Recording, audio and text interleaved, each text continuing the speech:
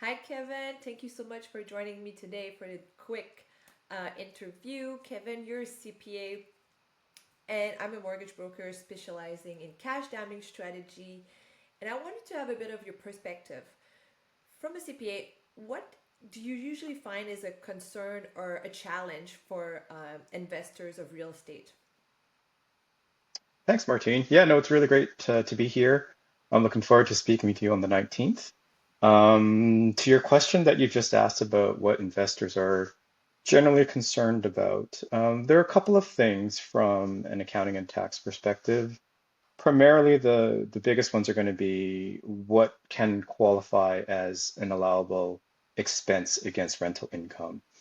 And then I think for a lot of people who perhaps have multiple properties and are looking to get a little bit creative with how they hold their mortgage properties and how they pay interest on those mortgages.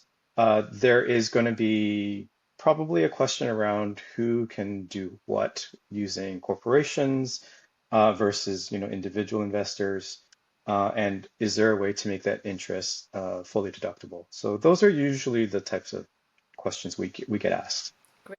And so November 19, we'll host a seminar. I'll talk a little bit about the strategy, and you'll be talking about exactly how it should be structured and who can. Not in broad strokes, yes. So what we're going to talk about is, how incorporated businesses are able to be utilized in certain ways to hold investment property. And what we're really trying to set people up for is to make sure that they understand that, if they own a business, you don't necessarily want to be holding your rental property inside of that active business. You want to hold it in another vehicle away from that active business.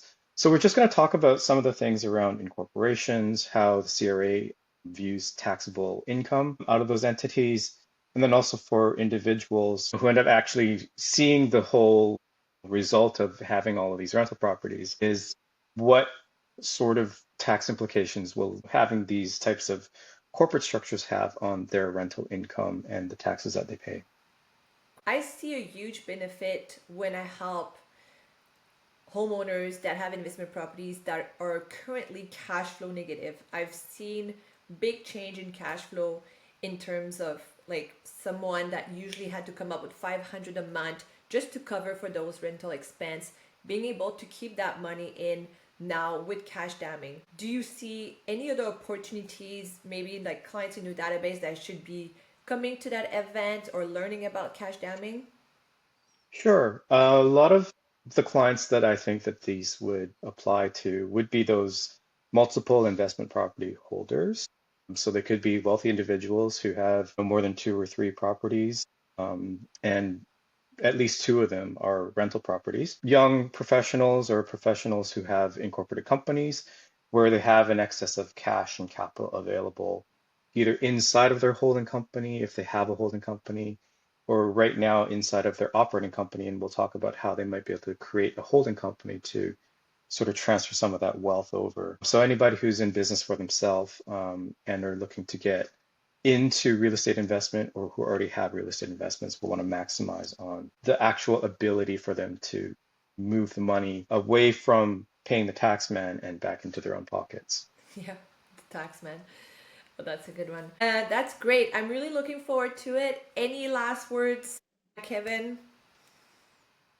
No, I think that for us, it's really going to be a really fun-filled event.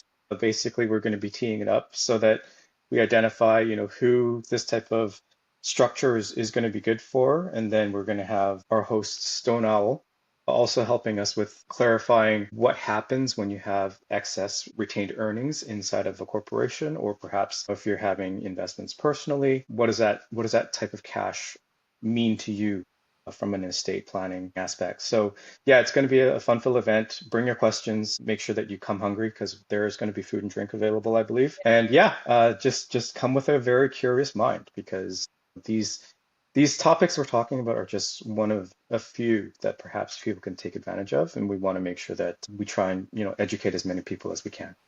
Uh, well, I'm really looking forward to it. Thank you so much, Kevin, and have a great day. Thanks, Martine. You too.